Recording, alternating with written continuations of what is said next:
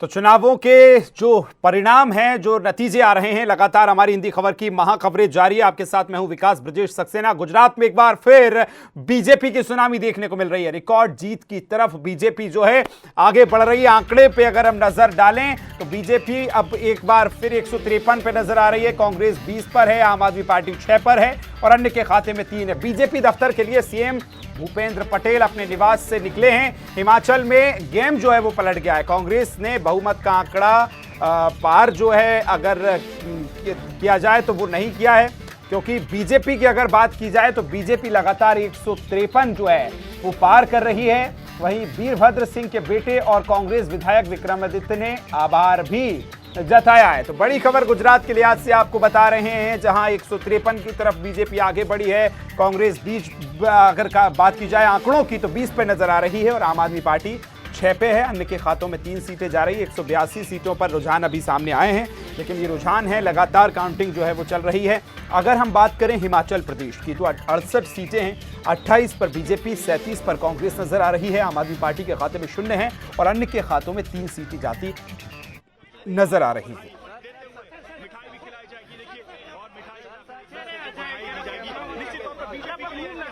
तो गुजरात की ये सीधी तस्वीरें दिखा रहे हैं और आपको ये देखिए, मिठाई का जो खिलाने का सिलसिला है वो शुरू हो चुका है, क्योंकि बीजेपी आश्वस्त हो चुकी है कि भारतीय जनता पार्टी जीत की ओर अग्रसर हो गई है, आगे बढ़ चुकी है। ये जो आंकड़ा है वो पार कर लिया गया है। मिठाई खिलाने का सिलसिला एक दूसरे को शुरू हो चुका है। पार्टी के अंदर जा रहे हैं, पहले बातचीत होगी और उसके बाद जो जीत का जश्न है वो कार्यकर्ता लगातार मना रहे हैं। देखिए, तमाम गुजरात के जो बड़े नेता हैं बीजेपी के, वो एक दूसरे से मिल रहे हैं, एक दूसरे को मिठाई खिला रहे हैं और जीत का जश्न जो है, खुशी जो है, हर्ष जो है, उल्लास है, एनर्जी है, ऊर्जा है, नजर आ रही है, क्योंकि आज बड़ा दिन है गुजरात के लिए। 153 पे बीजेपी इस वक्त आंकड़ों में नजर आ रही है। रुझान अगर देखें तो कांग्रेस 20 पे सिमटी है, आम आदमी पार्टी 6 पर है, अन्य के खाते में 3 सीटें गई हैं। गुजरात के लिए बहुत महत्वपूर्ण ये जो आंकड़ा है वो रहा है। लगातार जीत की तरफ बीजेपी अग्रसर है और विक्ट्री का साइन दिखा रहे हैं, आपको दिखा रहे हैं तमाम नेता। अब ये जश्न है, ये खुशी है जीत की, गुजरात की।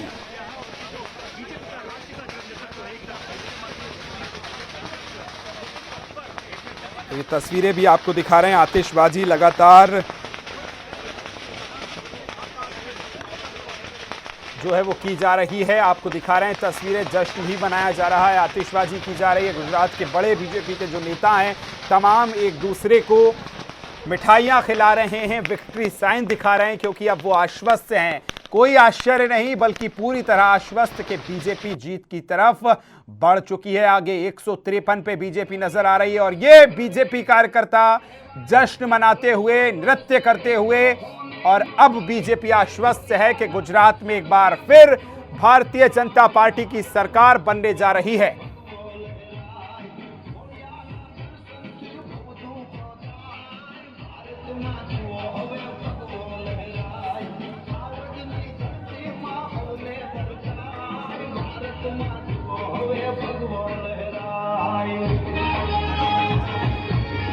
जश्न की तस्वीरें, डांस चल रहा है, आप देख रहे हैं, नृत्य जो है वो कर रहे हैं। भाजपा के तमाम कार्यकर्ता भाजपा कार्यालय पर पहुंचे हैं और सीधी तस्वीरें आपको दिखा रहे हैं। एक तरफ जहां काउंटिंग वो जो है वो भी लगातार जारी है, वहीं दूसरी तरफ जैसे तैसे दिन का दूसरा पहर बढ़ रहा है। नतीजों में इजाफा, 153 पर बीजेपी पहुंची है और जीत का जश्न कार्यकर्ता उन्हें मनाना शुरू कर दिया है।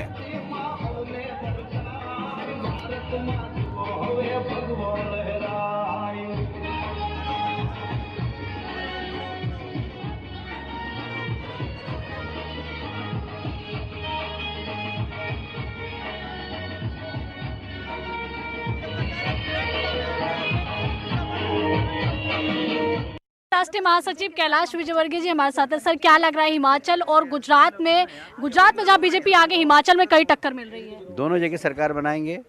हिमाचल में 40+ होगी और 2/3 बहुमत से गुजरात में भी हम सरकार बनाएंगे। सर, आम आदमी पार्टी का मैदान में उतरने का फायदा आप लोगों को मिला है, कांग्रेस के वोटर्स जो हैं वहां ट्रांसफर हुए हैं? देखिए, हमारा वोट परसेंट उतना ही है, जितना पहले था, बल्कि उससे ज़्यादा है, कम नहीं हुआ। इसलिए हम किसी के आने जाने की कोई चिंता नहीं कर रहे हैं। हमने हमारी स्थिति 27 साल बाद भी मजबूती से वहाँ पर बना के रखी। सर गुजरात का तो समझ में आ रहा है, लेकिन सर हिमाचल में कैसे बीट करेंगे, क्योंकि 32-33 इसी तरीके से रुझान आ रहे हैं। 40+ होगा, वहाँ पर सरकार बनेगी हमारी। हिमाचल और गुजरात में जहां देखे रुझान जो है सुबह से ही आ रहे हैं। हमारे साथ बातचीत करने के लिए हैं भारतीय जनता पार्टी के राष्ट्रीय महासचिव और उत्तराखंड के प्रभारी दुष्यंत गौतम जी। सर देखिए, हिमाचल में आपको कड़ी टक्कर मिल रही है। जो लोग कह रहे थे कि भारत बचाओ यात्रा में राहुल गांधी लगे हैं, लेकिन आज उल्लस देखने के लिए मिल रहा है। भले ही वो यात्रा में लगे थे, लेकिन हिमाचल में कांग्रेस को बढ़त मिल रही है। देखिए कि हिमाचल में मैं रहकर आया हूँ, हिमाचल में कांग्रेस नाम की कोई चीज़ ही नहीं है, नेतृत्व नाम की चीज़ नहीं है। वहाँ इंडिविजुअल लड़ाई होती है, छोटी छोटी सीटें होती हैं, और छोटी छोटी सीटों के ऊपर जो लड़ाई होती है ना, वो इंडिविजुअल जो उनके नेता है ना, लोकल नेता, वो अपने हिसाब से करते हैं। लेकिन मैं दावे से कहता हूँ, आखिर नेशनल पार्टी के साथ में जो हमने काम किए, मुख्यमंत्री के तौर पर काम किए, उनको देखते हुए भारतीय जनता पार्टी की सरकार हो रही, ये अप डाउन चलता रहेगा, होता रहेगा। आप उत्तराखंड में भी कह रहे थे, एक बार बीजेपी, एक बार कांग्रेस में, बीजेपी कांग्रेस, आपने देखा कितना बड़ा परिवर्तन वहाँ पे आया है, और वो परिवर्तन हिमाचल में भी। लेकिन सर कांटे की टक्कर है इस बार, मतलब ऐसा क्या कांग्रेस वालों ने किया है, या फिर जो प्रथा लगातार चली आ रही है वो दोबारा दोहराई जाएगी हिमाचल में? नहीं, फिर मैं कह रहा हूँ कांग्रेस ने नहीं किया है। नंबर 1 રાખવા માટે હંમેશા સાથે મહેનત કરી છે।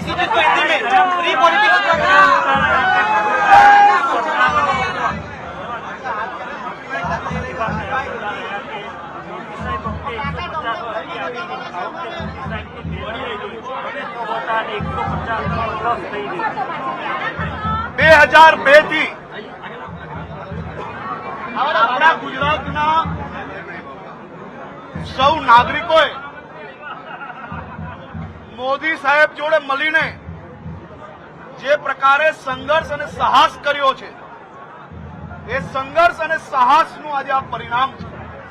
2002 થી સતત ગુજરાતના નાગરિકો આ સંઘર્ષ અને સાહસ કરતા રહ્યા। આ જ રીતે વિપક્ષે આપણી ધરતીને બદનામ કરવાની કોઈ કસર નથી છોડી। આ જ રીતે વિપક્ષે ગુજરાતીઓને બદનામ કરવા માટે કોઈ કસર નથી છોડી, પરંતુ ગુજરાતીઓ હંમેશા એક થઈને ગુજરાતના હિતમાં ચૂંટણી લડ્યા, અને ફરી આજે એકવાર આપણે સૌ લોકો સાથે મળીને ગુજરાત એક છેનો નારો આગળ વધાર્યો। આ ગુજરાત મેં બનાવ્યું છે, આ ગુજરાત આપણે સૌએ બનાવ્યું છે।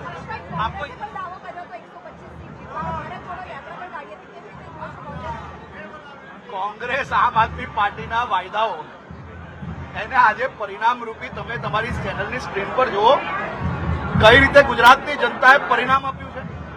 ગુજરાતની જનતાએ ખાસ કરીને જે રીતે ગુજરાત તોડો ટોલકી જે હતી એને આ મજબૂત જવાબ આપ્યો છે કે દરેક ચૂંટણીઓમાં તમે તમારા સ્વાર્થ માટે મારી ગુજરાતની ધરતીને બદનામ ના કરો। ચૂંટણીઓ આવે, हार जीत थाय।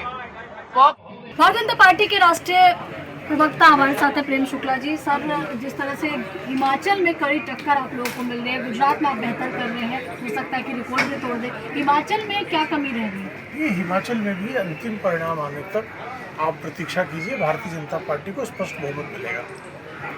आम आदमी पार्टी भी लगातार मैदान में उतरी रही है, आम आदमी पार्टी भी दम भर रही है कि वो भी अच्छी सीटें लेकर आएगी। क्या लग रहा है कि आम आदमी पार्टी के आने से कितना नुकसान आपको हुआ है, कितना बीजेपी को हुआ है? देखिए, नुकसान तो आम आदमी पार्टी का जो है, हिमाचल प्रदेश में तो उसका खाता नहीं खुला है, और मुझे लगता है नोटा से भी कम उसको वोट मिले हैं। और गुजरात में भी जो कह रहे थे कि आईबी की रिपोर्ट और हम सरकार बना रहे हैं, उनका दहाई में भी आंकड़ा जाते हुए दिखाई नहीं दे रहा है। तो आम आदमी पार्टी ने भारतीय जनता पार्टी को कहीं भी, भारतीय जनता पार्टी के गढ़ में सेंध लगाने की उनकी क्षमता नहीं है। एक बार फिर से हिमाचल में ऐसे कौन कौन से फैक्टर रहे, या ऐसे कौन से, क्योंकि आप लोग कह रहे थे कि यहाँ बीजेपी इस बार रिपीट करेगी, उत्तराखंड की तरह जो मिथ्या चल रही थी वो तोड़ेगी, कौन कौन से फैक्टर रहे जो आप लोग पीछे चल रहे थे? अभी भी जो है अंतिम परिणाम आने पर आपको ध्यान आएगा कि भारतीय जनता पार्टी को स्पष्ट बहुमत से सरकार बनाएगी। धन्यवाद। तो देखिए, आप सुन रहे थे यहाँ पर प्रेम शुक्ला जी को, जिनका कहना है कि अभी अंतिम परिणाम आने तक इंतजार करना होगा। हिमाचल में भी बीजेपी जीतेगी, ऐसा विश्वास प्रेम शुक्ला जी को है। करुण दीपक के साथ आंचल यादव, हिंदी खबर, नई दिल्ली। तो लगातार आप सुन रहे थे तमाम नेताओं की प्रतिक्रिया सामने आ रही है। इस वक्त की बड़ी खबर इसी बीच आपको बता रहे हैं, जहां बीजेपी की प्रेस कॉन्फ्रेंस जो थी वो रद्द कर दी गई है। शामली में होने वाली थी press conference, Bhupendra Chaudhary press conference करने वाले थे, उसको रद्द किया गया है। आपको बता दें कि लगातार चुनावों के परिणाम सामने आ रहे हैं। इसी बीच एक बड़ी खबर आपको बता रहे हैं, शामली में जो इस वक्त आपको बड़ी खबर है कि प्रेस कॉन्फ्रेंस बीजेपी की होने वाली थी, उसको रद्द कर दिया गया है। शामली में ये प्रेस कॉन्फ्रेंस होने वाली थी, भूपेंद्र चौधरी की अध्यक्षता में ये प्रेस कॉन्फ्रेंस थी, जिसको अब रद्द कर दिया गया है।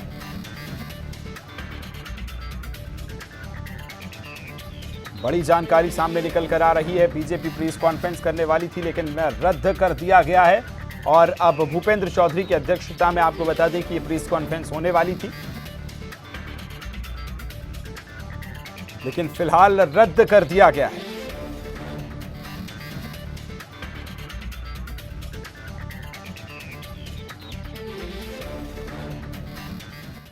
और आइए आगे बढ़ेंगे। उत्तर प्रदेश की तीनों सीटों पर अब तक सपा को बढ़त मिलती नजर आ रही है। मैनपुर में अगर बात की जाए तो मैनपुरी में डिंपल यादव रिकॉर्ड तोड़ जीत की तरफ आगे बढ़ रही हैं। वहीं अगर बात की जाए तो डिंपल यादव से मिलने शिवपाल यादव की पत्नी भी पहुंची हैं।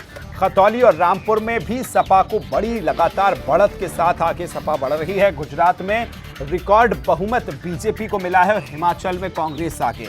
एक एक जगह अगर हम देखने की कोशिश करें तो जहां गुजरात बीजेपी, हिमाचल कांग्रेस, उत्तर प्रदेश में उसी के साथ तीनों सीटों पर समाजवादी पार्टी एक बढ़त के साथ, एक बड़ी बढ़त के साथ आगे बढ़ रही है।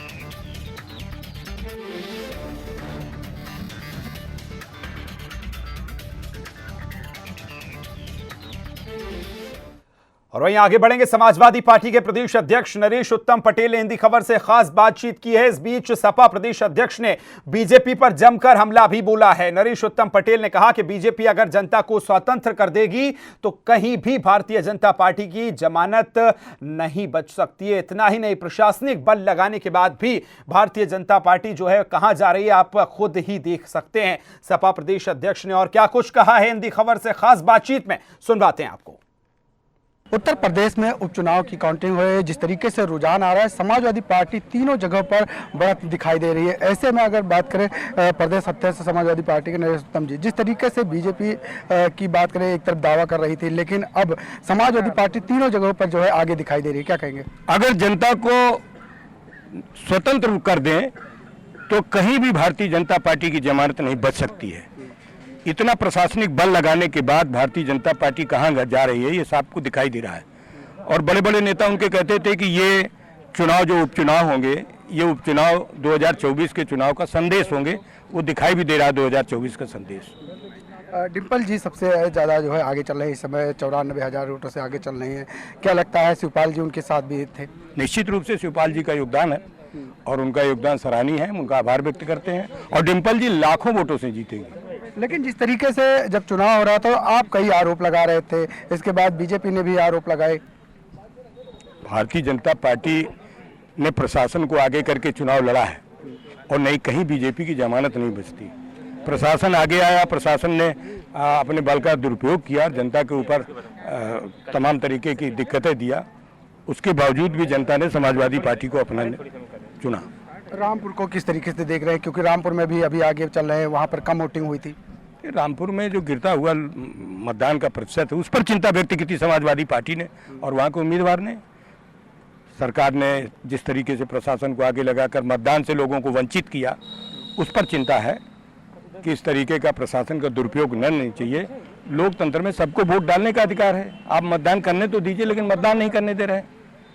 जी बिल्कुल, ये थे जो है नरेश उत्तम जी समाजवादी पार्टी के प्रदेश अध्यक्ष, जिन्होंने हिंदी खबर से बात की। और जिस तरीके से आज समाजवादी पार्टी तीनों जगहों पर उपचुनाव में जो है बढ़त दिखाई दे रही है। और डिंपल यादव की बात करें तो डिंपल यादव लगभग 1 लाख वोटों से आगे बढ़ती हुई दिखाई दे रही है। और ऐसे में कहीं ना कहीं समाजवादी जिस तरीके से तमाम आरोप लगा रहे थे कि जो है प्रशासन का दुरुपयोग किया जा रहा है और जिस तरीके से सरकार जो है सत्ता का प्रयोग कर रही है, ऐसे में कहीं ना कहीं उपचुनाव में जिस तरीके से समाजवादी पार्टी आगे दिखाई दे रही है, इसको लेकर जो है नरेश उत्तम जो समाजवादी पार्टी के प्रदेश अध्यक्ष हैं, उन्होंने एक बार फिर से जो है बीजेपी पर निशाना साधा है। कैमरा मनोज के साथ मिला चंद, हिंदी खबर, लखनऊ। तो आप सुन रहे थे नरेश उत्तम पटेल, जो समाजवादी पार्टी के प्रदेश अध्यक्ष ने। उन्होंने हिंदी खबर से खास बातचीत की है और कहा है कि एक बड़ी जीत तीनों ही सीटों पर उत्तर प्रदेश में समाजवादी पार्टी की रहेगी। क्या कुछ, लेकिन अभी अधिक अपडेट है। मैं रुक करूंगा मैनपुरी का, जहां मेरे संवाददाता सत्येंद्र मौजूद हैं, साथ ही सुरेश रामपुर से मौजूद हैं, न्यूज रूम से प्रीति मेरे साथ जुड़ रही हैं। सभी से चर्चा करूं उससे पहले मैनपुरी की स्थिति जान लेता हूं। लगातार बढ़त जो है मैनपुरी में बढ़ती नजर आ रही है। सत्येंद्र, क्या कुछ अपडेट है इस वक्त आपके पास? मैनपुरी में डिम्पल 1,10,000 वोटों से अपनी बढ़त बनाए हुए हैं।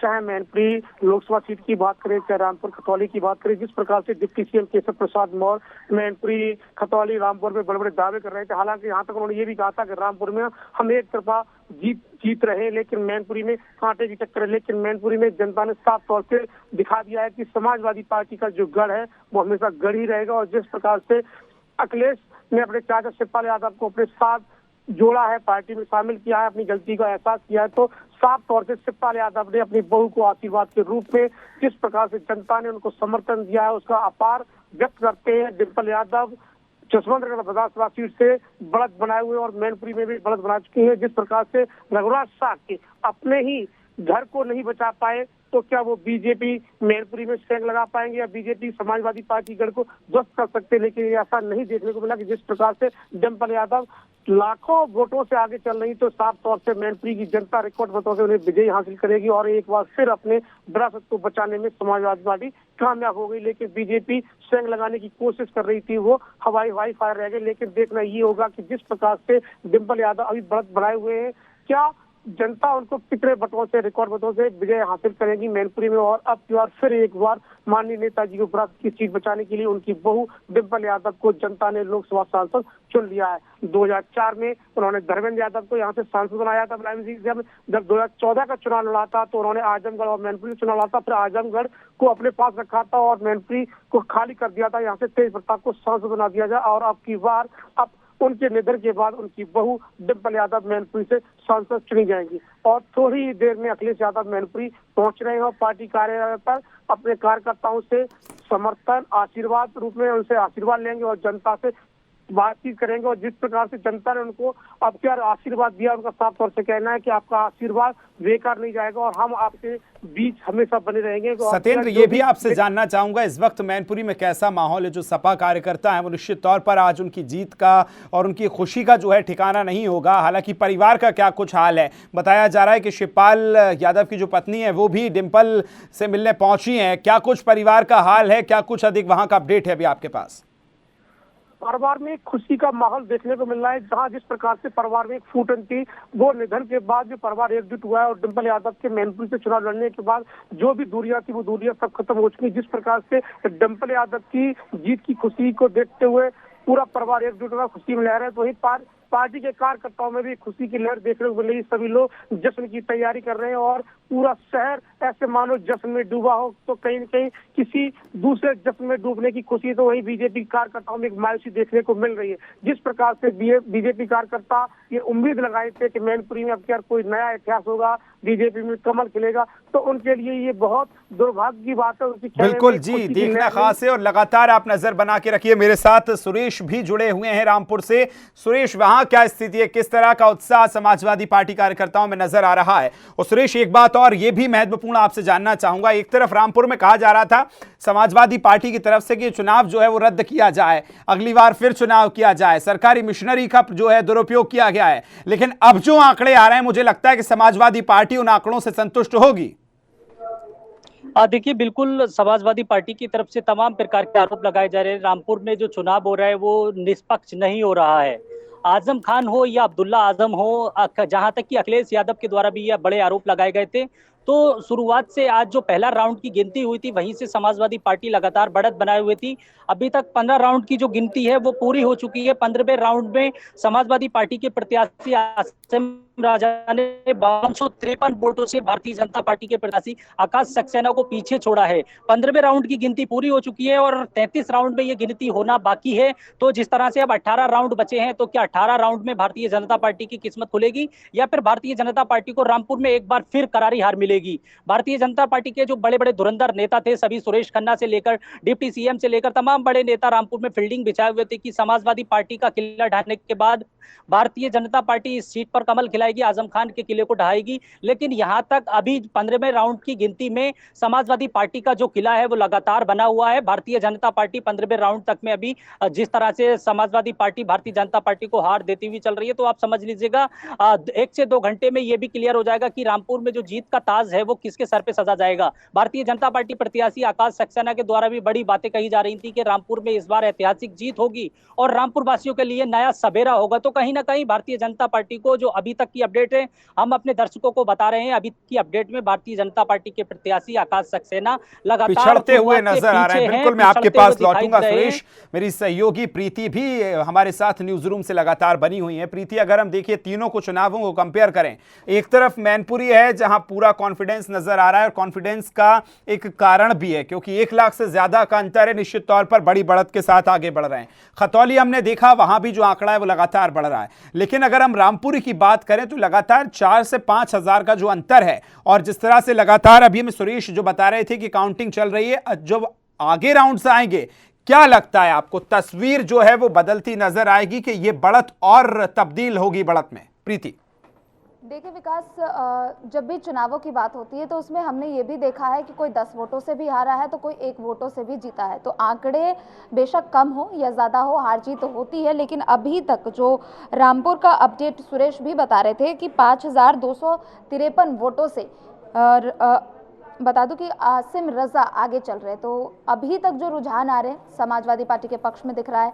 खतौली में भी जो अभी तक रुझान आ रहे हैं उसमें 10वें राउंड की गिनती पूरी हो चुकी है, जिसमें खतौली में रालोद और सपा के गठबंधन के जो प्रत्याशी है मदन भैया, वो भी 9,927 वोटों से आगे चल रहे हैं। तो कहीं ना कहीं समाजवादी पार्टी के लिए इन तीनों सीटों पर एक तस्वीर साफ होती दिख रही है और साथ ही साथ एक मन में उम्मीद भी है, क्योंकि आपने भी देखा था चुनाव प्रचार प्रसार के दौरान सियासी बयानबाजी भी हमें देखने को मिली, आरोप प्रत्यारोप भी देखने को मिले, साथ ही साथ पर्सनल लेवल पे भी कई सारे आरोप प्रत्यारोप भी देखने को मिले थे। अगर हम भाजपा की बात करते हैं तो भारतीय जनता पार्टी के डिप्टी सीएम केशव प्रसाद मौर्य ने कहा था कि समाप्तवादी पार्टी हो चुकी है समाजवादी पार्टी, लेकिन जिस तरीके से समाजवादी पार्टी को कमबैक किया है वो शुरुआती पार्टी नजर आ रही है, जिस तरह से कमबैक किया है। और ये भी आपसे जानना चाहूंगा प्रीति, जो एक तरफ से बीजेपी की तरफ से कहा जा रहा था कि जो सहानुभूति की लहर है वो कहीं आपको नजर आएगी, कहीं नजर नहीं आएगी, लेकिन ये जो कमबैक समाजवादी पार्टी की तरफ से किया गया, मैनपुरी में एक बड़ी लीड ली है, खतौली में ली है, लेकिन सबसे ज्यादा जो शिकायतें हैं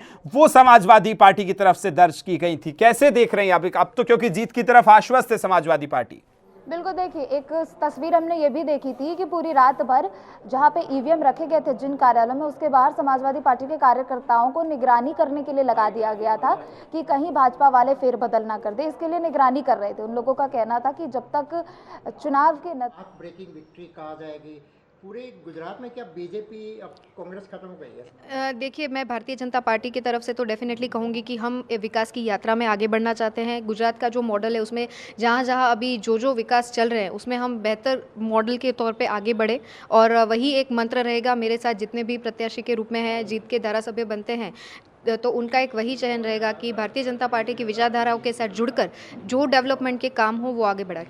जसवंत नगर में किस तरह का आभार देना चाहेंगे? लेकिन नेताजी के आदर्शों की जीत है और यहाँ पर जो समाजवादी सरकार ने जो विकास कराया था उसकी जीत है। शुभम पीछे करो। तो जो जिस तरह से जनता ने वोट किया है, बहुत बड़ी लीड दी है, तो क्या लगता है आपको कि जनता ने क्या चीज़ देखी, क्योंकि आपकी प्रतिष्ठा भी लगी हुई थी यहाँ पर? देखिए, जितना भी यहाँ पर मंत्रियों ने और सरकार ने यहाँ पर अधिकारियों को जो आदेश दिए थे कम से कम वोट पड़ने देना, तो यहाँ की जनता ने चुनौती स्वीकार करके नेताजी के नाम पर, नेताजी के आदर्शों पर, विकास पर वोट दे दिया है। और सारे रिकॉर्ड जो मैंने कहा था कि हमारा रिकॉर्ड, यहाँ के लोग, यहाँ की 2024 का क्या मैसेज है? और इसी तरीके से हम लोग साथ रह करके तो आप सुन रहे थे शिवपाल यादव किस तरह से कह रहे थे कि जीत की तरफ हम बढ़ रहे हैं। अमित भी हमारे साथ खतौली से जुड़ गए। अमित, खतौली का क्या कुछ अपडेट है? रामपुर और मैनपुरी में तो लगातार समाजवादी पार्टी बढ़त बनाए हुए, क्या भी अपडेट है और कितनी राउंड की काउंटिंग वहां हो गई है? बिल्कुल, देखिए विकास, आपको बता दें खतौली विधानसभा सीट पर मतगणना की अगर बात की जाए तो 11वें राउंड की जो काउंटिंग है वो हो चुकी है और मदन भैया गठबंधन प्रत्याशी जो है लगातार बढ़त बनाए हुए हैं, जो 11,238 वोटों से आगे चल रहे हैं, जिसमें राजकुमारी सैनी पूर्व विधायक विक्रम सैनी की पत्नी हैं, वो लगातार पीछे हैं। और यहाँ पर समझा जा सकता है क्योंकि पहले दूसरे राउंड से ही लगातार मदन भैया जो गठबंधन प्रत्याशी है लगातार बढ़त में है और 11,238 वोटों की लीड उन्होंने बनाई हुई है, जो मुश्किल है कि आगे जो है इसको डाउन किया जा सके। क्योंकि काम किया, सब लोगों तक पहुंचकर जनसंपर्क में इतना उत्साह दिखाकर और पूरे 1 महीने की जो लगन, जो मेहनत मैंने भारतीय जनता पार्टी के कार्यकर्ता भाइयों बहनों में देखी, तो मैं तहे दिल से उनका धन्यवाद करना चाहूँगा। आज मेरी नहीं, हम सभी की जीत हुई है और ये जीत मैं उनको क्रेडिट देना चाहूंगी। कांग्रेस भी थी, आम आदमी पार्टी थी, लेकिन वोटर्स ने आखिरकार क्या निर्णय लिया, क्या मुद्दे के ऊपर बीजेपी को चुना? देखिए, गुजरात में 27 साल से भारतीय जनता पार्टी जिस हिसाब से कार्यरत है, जिस हिसाब से विकास की जो एक गुजरात का रोल मॉडल स्थापित किया है, तो लोगों में कहीं ना कहीं ये था कि यही एक जो मॉडल है उन पे अब अविरत विकास की जो यात्रा है भारतीय जनता पार्टी के साथ ही जुड़कर वो आगे बढ़ाना चाहेगी और ये नतीजा साफ है कि गुजरात की जनता भारतीय जनता पार्टी के साथ थी और आगे भी भारतीय जनता पार्टी के साथ रहेगी। नरेंद्र मोदी का चेहरा भी पूरे डेफिनेटली यस, बिकॉज जिस हिसाब से सर ने उनका जो रोड शो चला, ठीक है, 32 या 35 किलोमीटर तक का जो रोड शो था और गुजरात की जनता पर जो हमारे प्रधानमंत्री जी का एक इम्पैक्ट रहा है, वो सीएम से लेके पीएम तक अभी तक उत्तरोत्तर उसमें जो बढ़त है, लोगों की जो एक लोक चाहना है, सिर्फ गुजरात ही नहीं, आप विश्व में देखें जहाँ जहाँ भी गुजराती हैं तो एक मोदी जी की जो एक अमिट छाप है लोगों के दिल में, तो वो कहीं ना कहीं उसकी जो एक इम्पैक्ट है वो होना जाहिर सी बात है। 150 से ऊपर अब बीजेपी जा रही है, पाथ ब्रेकिंग विक्ट्री कहा जाएगी पूरे गुजरात में। क्या बीजेपी अब कांग्रेस खत्म हो गई है? देखिए, मैं भारतीय जनता पार्टी की तरफ से तो डेफिनेटली कहूँगी कि हम विकास की यात्रा में आगे बढ़ना चाहते हैं। गुजरात का जो मॉडल है उसमें जहाँ जहाँ अभी जो विकास चल रहे हैं उसमें हम बेहतर मॉडल के तौर पे आगे बढ़े और वही एक मंत्र रहेगा। मेरे साथ जितने भी प्रत्याशी के रूप में हैं, जीत के धारासभ्य बनते हैं, तो उनका एक वही चयन रहेगा कि भारतीय जनता पार्टी की विचारधाराओं के साथ जुड़कर जो डेवलपमेंट के काम हो वो आगे बढ़ाए। पूरा